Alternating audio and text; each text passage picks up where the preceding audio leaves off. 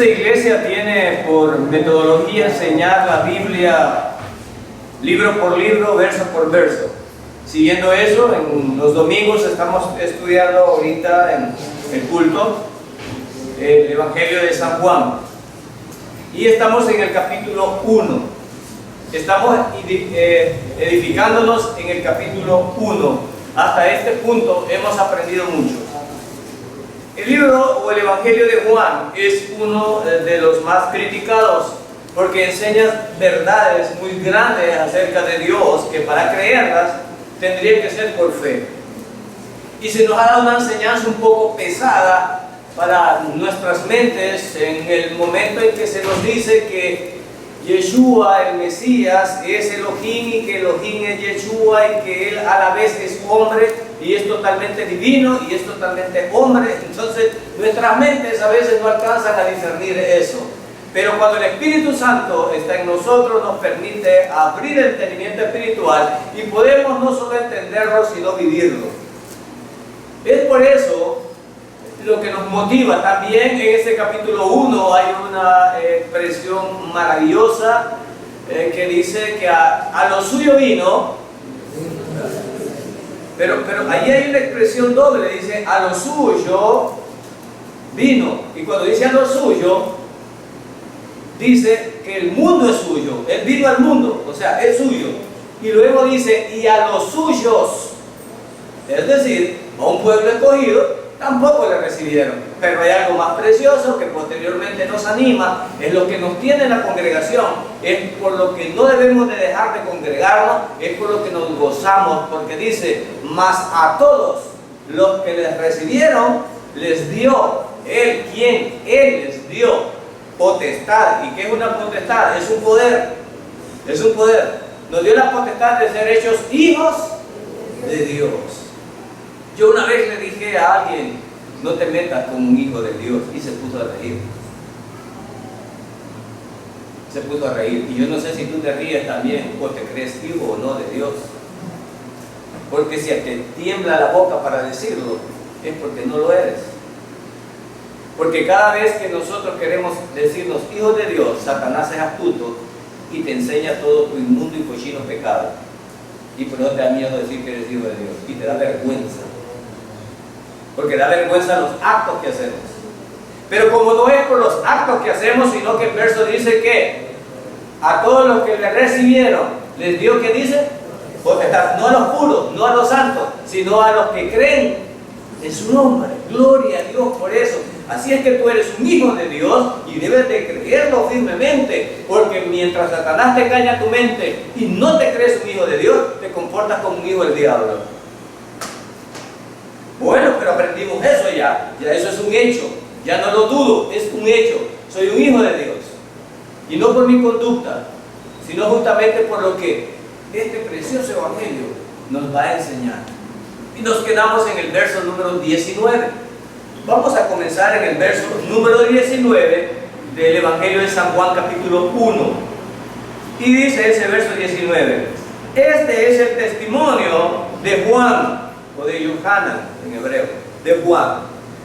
Lo que vamos a escuchar en este momento es un testimonio. ¿Y qué es un testimonio? Es decir, una testificación.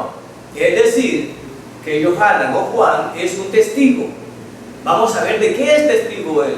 Usted puede afirmar algo cuando usted lo ha visto, cuando usted le consta. En derecho se dice que somos testigos cuando nos consta de vista y de oído.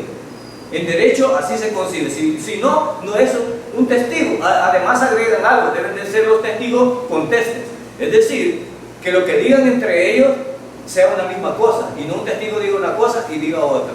En este caso, estamos viendo que todos los testigos que nuestro Mesías tuvo son contestes. Es decir, desde Génesis hasta el Apocalipsis hay un solo mensaje y está claro. Gloria a Dios por eso. Así que el testimonio es verdadero. Y en este caso, Yohanan no tiene solo él el testimonio, no solo Juan, sino que está el Padre, está Juan, ¿verdad? Y él mismo. Entonces, para aceptar el testimonio. Entonces, lo que vamos a ver es algo verdadero. No es una fábula, no es una leyenda, no es un cuento, es un hecho que sucedió. Y Juan dice: yo doy este testimonio. cuando los judíos enviaron sacerdotes y levitas a Jerusalén a preguntarle: ¿quién eres tú? Esa es la pregunta. ¿Quién eres tú? Pues Juan ya estaba predicando, ya estaba clamando, ya era una voz, ya era una anunciadora. Nosotros somos las anunciadoras de Dios. Pero si tú no abres la boca, no sos ninguna anunciadora. Juan le tocó hacer la apertura del ministerio. Así que Juan es la anunciadora de Dios antes de que Él viniera. Antes de que el Elohim viniera, Él era la anunciadora. Pero Juan estaba ya diciéndolo. Pero no hacen la pregunta a los que lo estaban escuchando, sino que esta pregunta la hacen un grupo privilegiado en cuanto a religión. Y esta pregunta la mandan a hacer unos sacerdotes a través de sus levitas, o sea, sus ayudantes. Los sacerdotes se sintieron un poco preocupados por escuchar a Juan. Pero ¿cuál era el mensaje de Juan que estaba preocupando a los sacerdotes? Los sacerdotes tenían el dominio, junto con los levitas, escribas, fariseos y saduceos, de las profecías, de la Torá, del Talmud. Ellos dominaban eso hasta ese punto. Por lo tanto, ellos eran las autoridades para hablar acerca de Yahvé, de Elohim, del gran yo soy.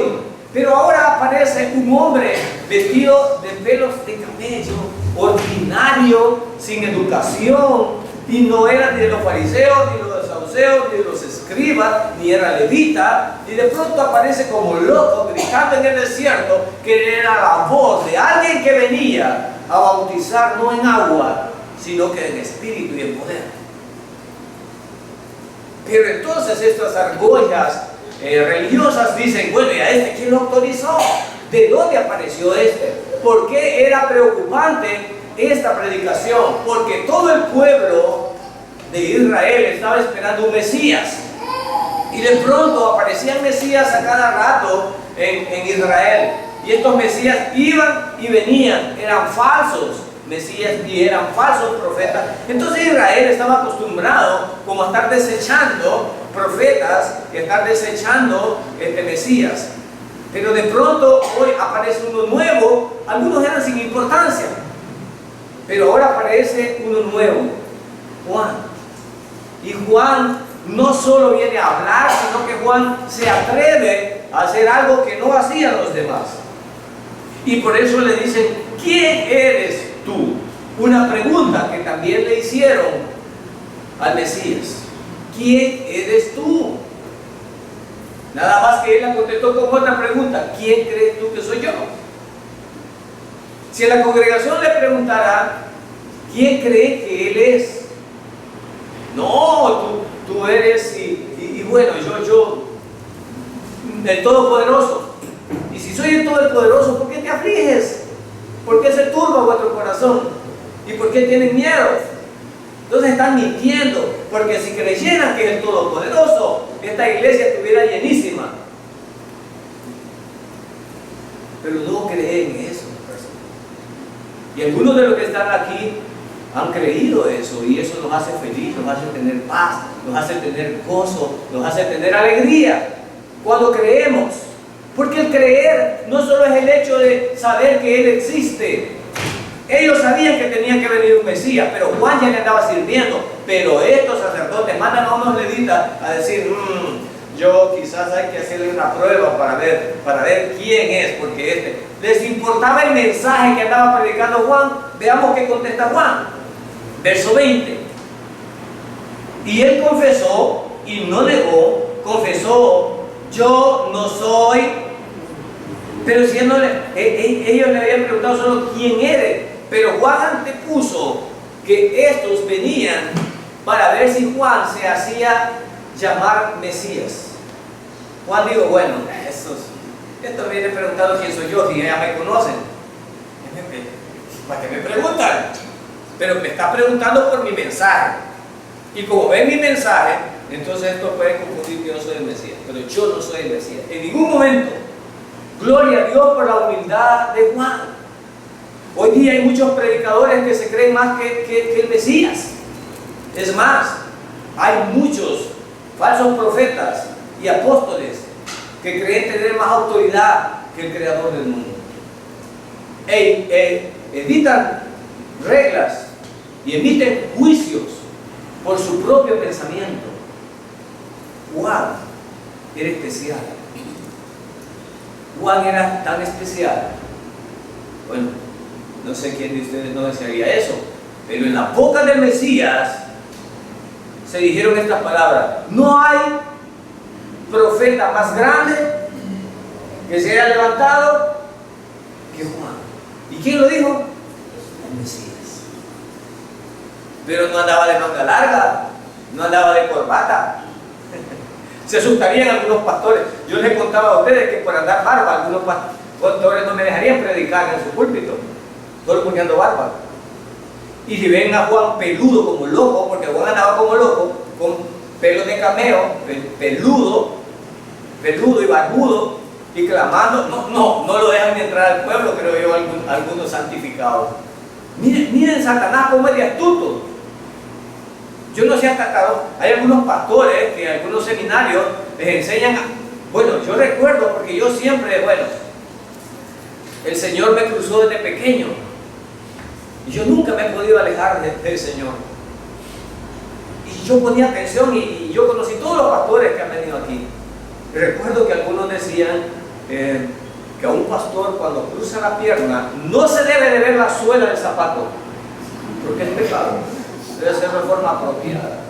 Yo no recuerdo. Yo recibí educación cristiana. Ustedes no la han recibido, porque si la hubieran recibido, habría una consagración grande. Pero de eso a pasar a irreverencia también hay que ver. Pero eso no existe, la educación cristiana la creamos, pero en todo caso la reverencia sí existe. Entonces él confesó: yo no soy el que ustedes piensan de lo que me vendrían a acusar, porque siempre le volaron la cabeza, pero para eso venía. Pero les dice: yo no soy lo que ustedes piensan, yo no soy el Mesías. Yo les confieso que no soy el Mesías. Y le estoy diciendo, cuando dice yo no soy el Mesías, es porque ellos pensaban que él era el que había de venir como profeta. Ustedes a veces me oyen a decir a mí el Mesías y no el Cristo, porque inclusive este Evangelio de Juan, muchos lo critican, que tiene mucho de gnosticismo, de misticismo, de agnosticismo, y también tiene mucho de enseñanzas platónicas. Y es porque cuando lo tradujeron, casi todos usan los nombres griegos, y el Señor no era griego, él era hebreo. Entonces todas las palabras traducidas las han acomodado al griego. Pero para quién vino él, a lo suyo. ¿Y quién era el suyo? El pueblo hebreo. Y para el pueblo hebreo, ¿qué esperaba? Un Mesías, no un Cristo. Un Mesías. ¿Y cómo se llamaba? Yeshua. Pero los griegos le ponen Jesús. Pero eso no cambia el mensaje. Entonces ellos esperaban el Mesías, el ungido, el que había de venir. Y él: yo no soy. Verso 21. Y le preguntaron entonces ¿qué? Es decir, no les importaba el mensaje, como muchos llegan a las iglesias, hermanos, llegan a criticar. Esa iglesia es muy chiquita, esa iglesia no sirve el edificio, esa iglesia solo gente fea va. No escuchan el mensaje, sino que están viendo las apariencias de la iglesia. No, la mía de ser verdadera. ¿Por qué? Porque es la más grande. ¿Y quién ha dicho eso? Aquí estamos viendo un profeta que era el más grande de todo, y no se parece a ninguno de los pastores ni profetas de hoy en día. Y si lo hubiéramos parado en una plataforma, muchos se reirían de él. No creerían ustedes lo que esto significa. Entonces, ¿qué?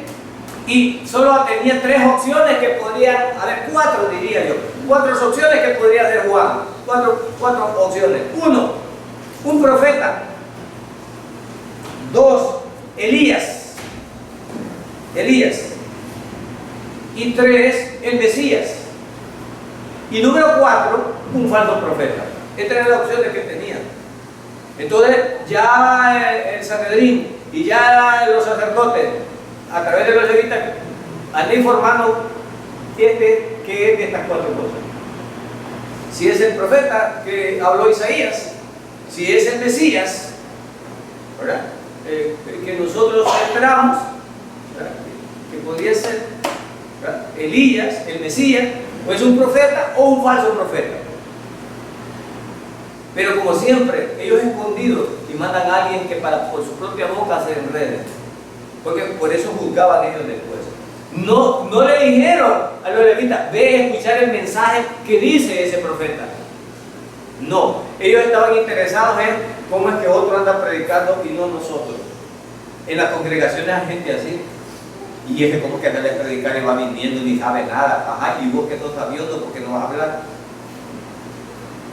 A veces los que más saben son los que menos predican, o los que menos salen a evangelizar. Y si vos te crees poderoso, hermano, eso no es así, es incorrecto. Y en vez de corregirme porque no le he predicado usted correctamente. Pero a veces critican al que se anima a predicar, aunque no lo haga bien, pero no lo hacen ellos. Entonces estos no estaban predicándole al pueblo y ahí iban a criticar a Juan, que estaba predicándole al pueblo. Y entonces le preguntan a él, entonces ¿qué eres tú? ¿Qué eres? Y él les dijo, no soy. ¿Eres el profeta? Y él respondió, no. Empezaron a darle opciones los levitas. Verso 22. Entonces le dijeron, ¿quién eres? Para que podamos dar respuesta a los que nos enviaron.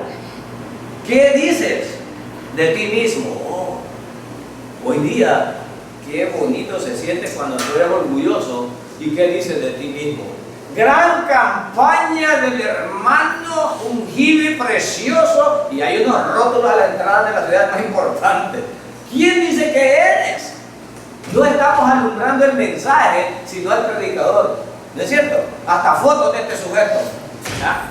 Hoy hasta los cantantes cristianos hasta tienen fotos artísticas de los CD. ¿Quién se está alumbrando? ¿Quién se está dando el honor? ¿A quién se le está dando? Es por eso que nosotros, hermanos, no queremos pecar dándole honor a nuestros hijos, a nuestras hijas o a nosotros mismos. Hace poco hablábamos de una controversia, no voy a entrar en eso, pero hablaba con el pastor yo.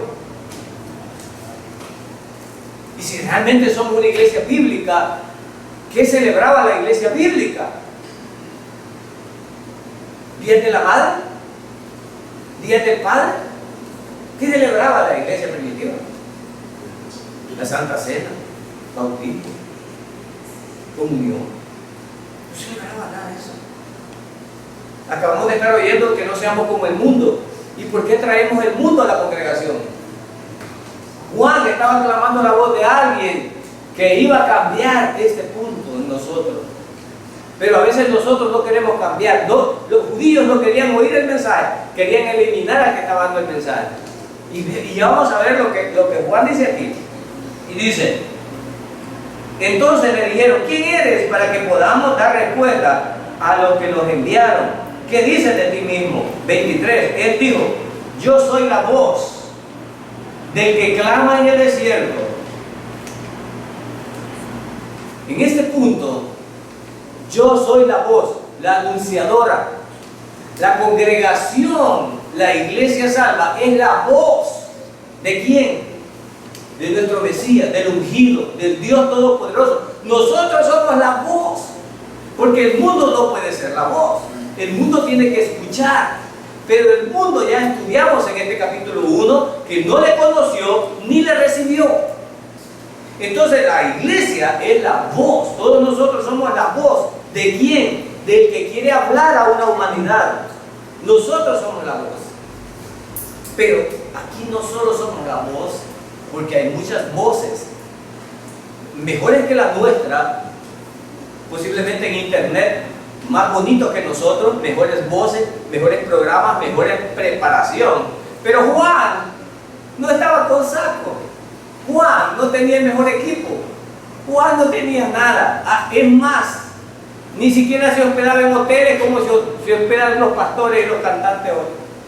No tienen que dar un hotel de primera clase para quedarse.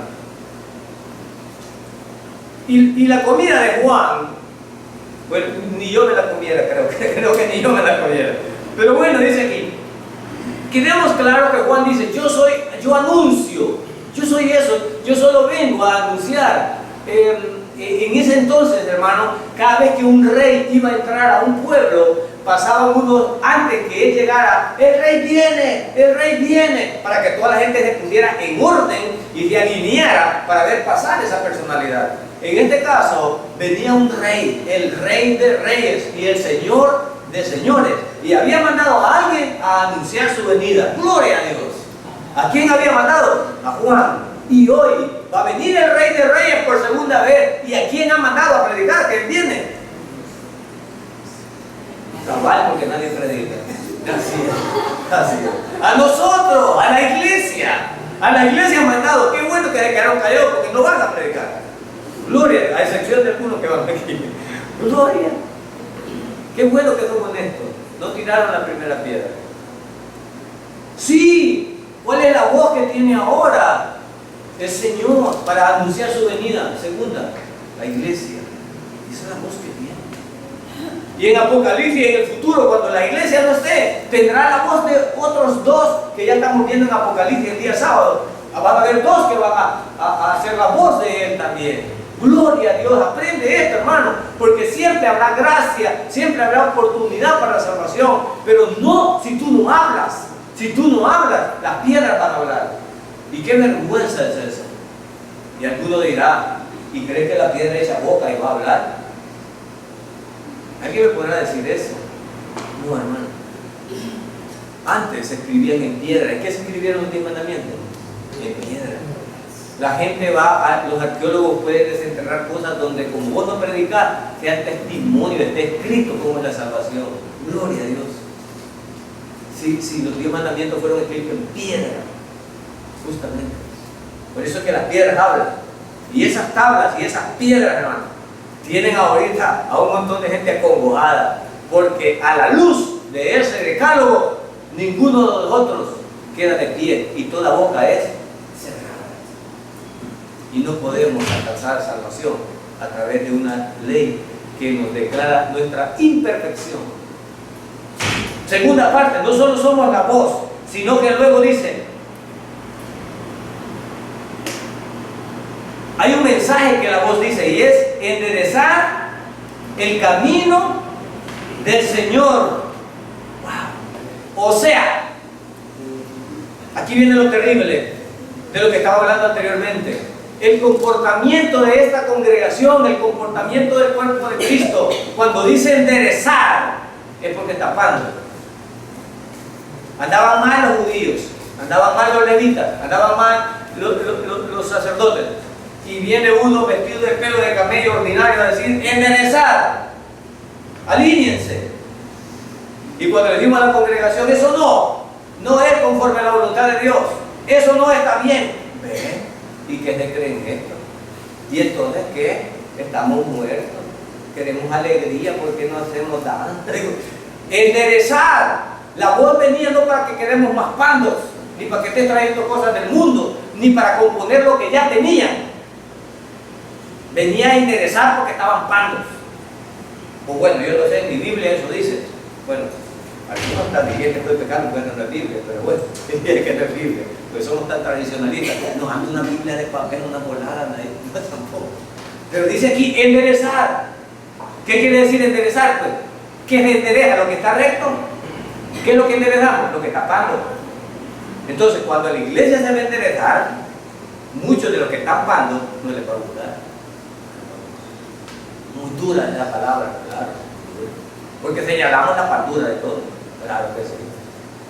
Claro que sí. Hermano, ¿y por qué no celebramos? No, es que aquí no estamos celebrando cosas. Aquí estamos predicando la palabra de Dios. Y el centro de toda la oración, aquí es Mesías, nuestro Salvador. Gloria a Dios. No es ninguno de nosotros. Yo le he enseñado eso a mis hijas. También se nos preguntó en la mañana, ¿no tenemos idólatras nosotros? Cuando queremos robar la atención del Mesías para que sea puesta en nosotros como seres humanos. No lo sé.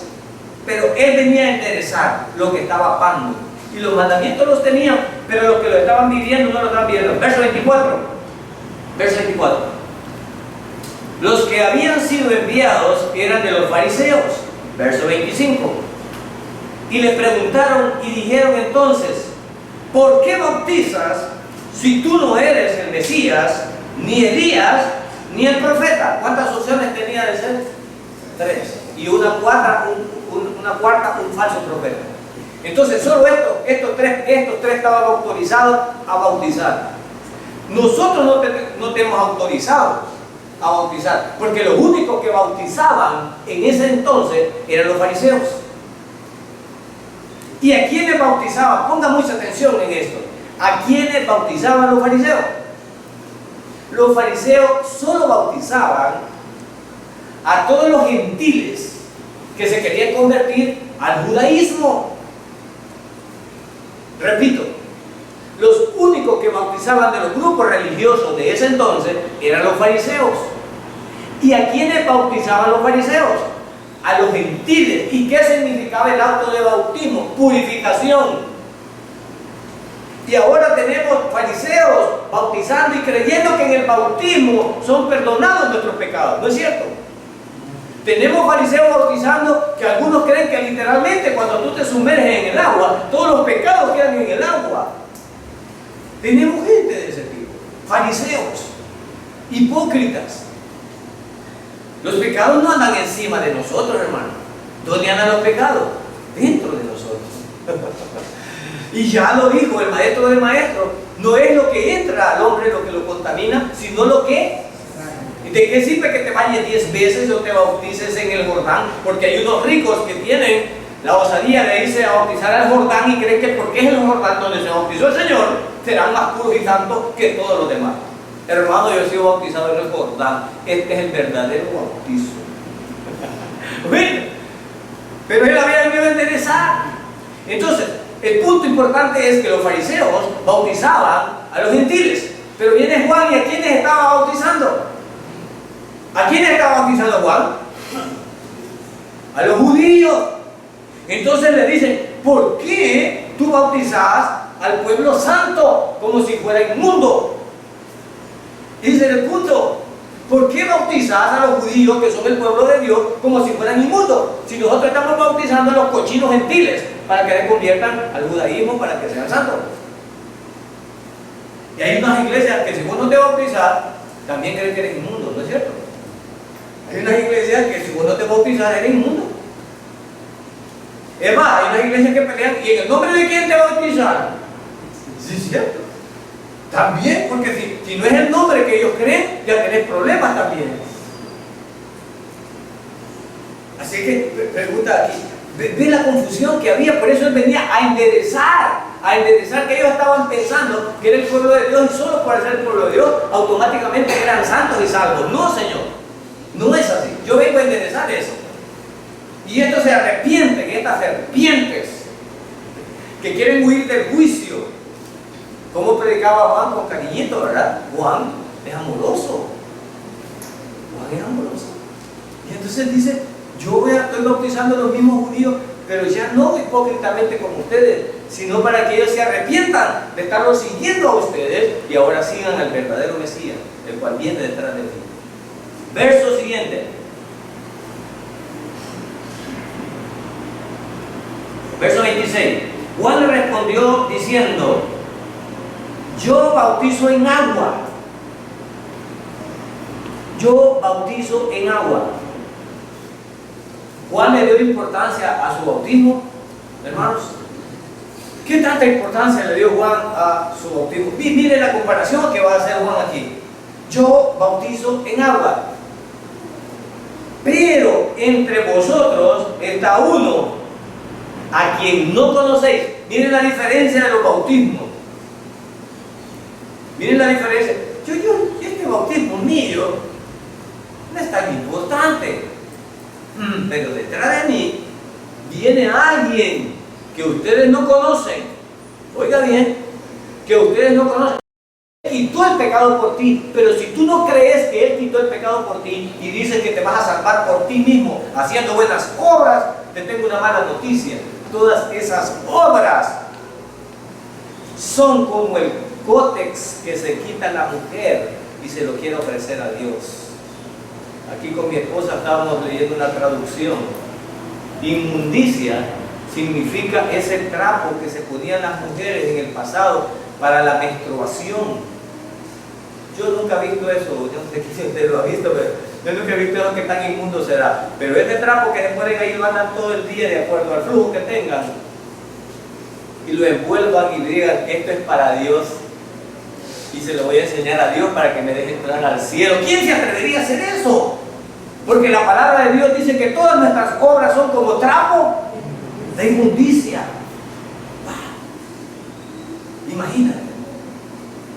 Eso es lo que estamos diciendo. Entonces un pastor te está diciendo todas tus inmundicias, muéstralas a Dios y Él te salvará. Eso no es verdad. Aquí el que estaba enderezando el camino dice, este es el Cordero de Dios que quita el pecado. Y si lo quita ya no necesitamos hacer más porque está quitado. Ahora, nuestra transformación y nuestra santificación es por naturaleza, no es por obligación, es por naturaleza. Verso 30. Este es aquel de quien yo dije, después de mí viene un hombre que es antes de mí, porque era primero que yo. Yo no entiendo esto.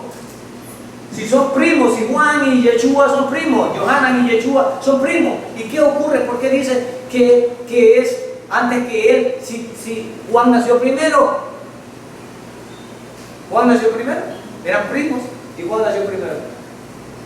Pero Johanan o Juan están diciendo al principio que él estaba con quién, con el Padre. O sea que la existencia de Yeshua era antes que ese nacimiento físico o que la encarnación, que era distinto. Es lo que él estaba diciendo.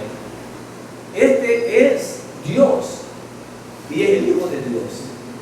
Entonces él es antes que yo, aunque físicamente yo nací primero, pero él es antes que yo. Estaba reconociendo la divinidad del Señor. Y dice 31, y yo no le conocía.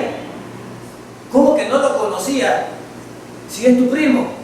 No le conocía, porque desde que se vieron que los vientres de las dos madres se acercaron y se emocionaron, allí Juan y el Mesías se emocionaron cuando María, Miriam se emocionaron en el crecimiento. Hasta los 30 años Yeshua no había hecho nada que le delatara que fuera un Cristo, que fuera un Mesías. No había hecho nada que le delatara. ¿Recuerda cuál es el primer milagro que hace? Y todavía le dice, mujer, ¿tú qué tienes conmigo? Él no había hecho nada todavía. Entonces no, a los familiares no les parecía que él era el Mesías. No les parecía, a nadie le parecía. Entonces en este momento a Juan tampoco, por eso dice que no le conocía. Juan creyó que las profecías tal vez no se iban a cumplir, pero de pronto Juan dice, y yo no le conocía, pero para que él fuera manifestado a Israel, por esto yo vine bautizando en agua. ¿Cuál era la misión? Juan era declamar el nombre y preparar el camino del Mesías. Él está declarando cuál era su misión. Verso 32. Juan dio también testimonio diciendo, he visto el Espíritu Santo que descendía del cielo como paloma y se posó sobre él. Es decir, Juan le era difícil creer que su primo podía ser el Mesías si lo veía como humano, pero a Juan se le había dado una señal: sobre el que veas venir el Espíritu Santo, ese es el Mesías. Entonces algunos creen que todos lo vieron, otros creen que solo Juan vio descender esta paloma en forma física, demostrando el Espíritu Santo sobre él. Porque la señal era para quién, era para Juan. A Juan fue el que le dijo sobre el que vea. No dijo que toda la población que vea, sino sobre el que veas. Y Juan vio eso en el Señor. Entonces Juan dijo, Juan también dio testimonio diciendo, aquí el Espíritu descendía del cielo como un paloma, ese fue otro rey. Y yo no le conocía, pero el que me envió a bautizar en agua me dijo, aquel sobre quien veas al Espíritu descender y posar sobre él, este es el que bautiza en el Espíritu Santo. Y yo le he visto y he dado testimonio de que este es el Hijo del Todopoderoso. Esta declaración, hermanos, para Juan no era sencilla, porque él había crecido junto con el Mesías y ha de haber jugado juntos o alegrado juntos, pero ahora él está reconociendo que era la encarnación, lo que él dijo al principio, que era la encarnación de Dios. Hermano, solo el poder del Espíritu Santo nos puede ayudar a entender esto. Pero él era la encarnación en ese momento. Y Juan dice el verso 35, y vamos terminando.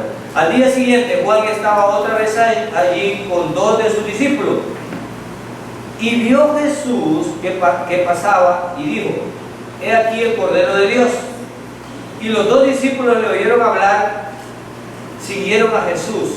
Verso 38, Jesús se volvió y viendo que le seguían, les dijo: ¿qué buscáis?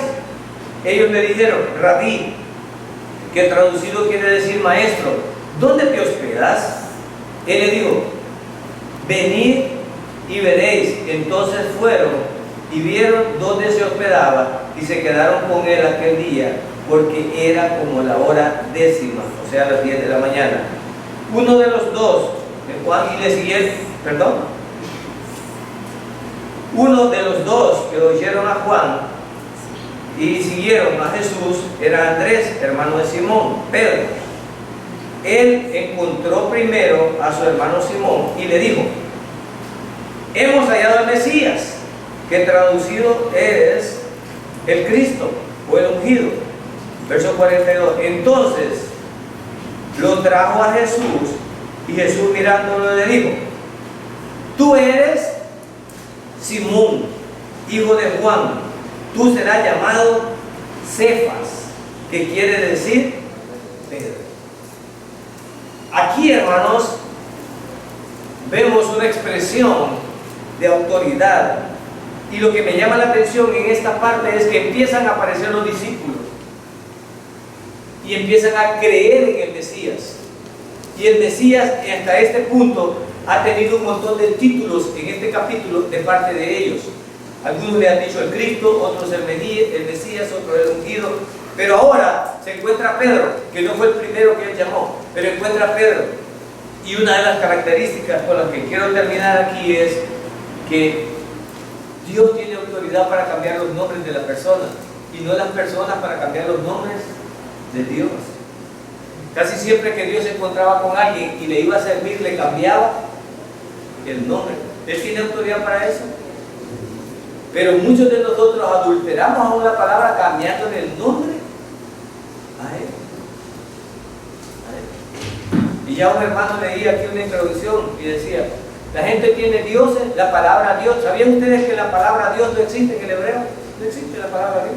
Si usted le dice Dios a un judío, no le va a entender. Porque dioses hay muchos. A un Mamón, que es el de las riquezas, es Dios. El dios Zeus, el dios Sol.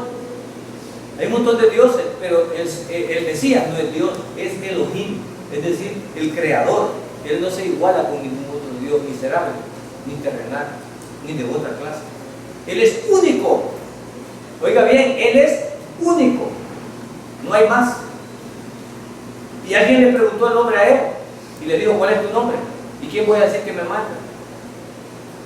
Solo a ese. ¿Y qué le dijo a ese? Yo soy el que soy. Y ahí viene la palabra Yahvé. O en el principio era Elohim, como en Génesis. Entonces aquí a Pedro, él sí le cambia el nombre. Y le dice: tú no vas a ser ya más Simón, sino que te llamarás Cefas.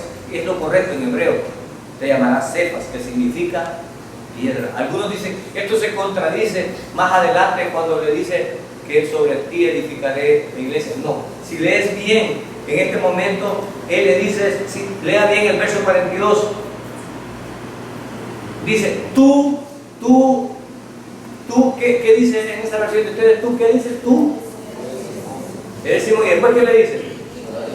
Serás, oiga bien, serás. Porque algunos quieren hallar contradicción, que como es que después le cambió el nombre y ya aquí lo había cambiado. No, allá le dice tú eres, pero aquí le dice tú serás, futuro. Todavía él no le estaba diciendo. Todavía no le estaba diciendo. Y le dije, tú serás. Es decir, ya desde aquí le estaba diciendo. Y allá le dije, y te digo, tú eres Cefas. O sea, tú eres Pedro. No hay contradicción. ¿Me explico? Hay que leer bien. Aquí dice futuro, serás. Porque algunos quieren hallar contradicción. Dicen, ya le dijo Pedro aquí, ¿por qué ya le vuelve a cambiar el nombre? No, no. Aquí le dice en el futuro, tú serás, futuro. Y allá le dice, tú eres Pedro. ¿Está acuerdo? Gloria a Dios. Y eso es lo que creemos en esta iglesia, que la salvación es por gracia y que nuestro Salvador es eso, nuestro Salvador, y que quita el pecado del mundo. Y eso no significa que todos somos salvos, pero sí todos podemos ser salvos si creemos en su nombre. Aleluya. Esa es nuestra fe. Eso es lo que compartimos al mundo y compartimos con ustedes. No somos salvos por obras, somos salvos por gracia, por misericordia. Somos salvos por el Cordero que quita el pecado del mundo. Y creo firmemente que yo no me santifico, sino que Él me santifica. Y que Él me cubrió con su sangre y me lavó de todos mis pecados. Gloria a Dios. Si tú crees esto, eres salvo en esta mañana. Si tú crees que Él es nuestro Salvador, si tú crees que Él es nuestro Mesías, que murió por nosotros y que muriendo por nosotros nos dio entrada al cielo, entonces eres salvo. Aleluya por eso. Oremos.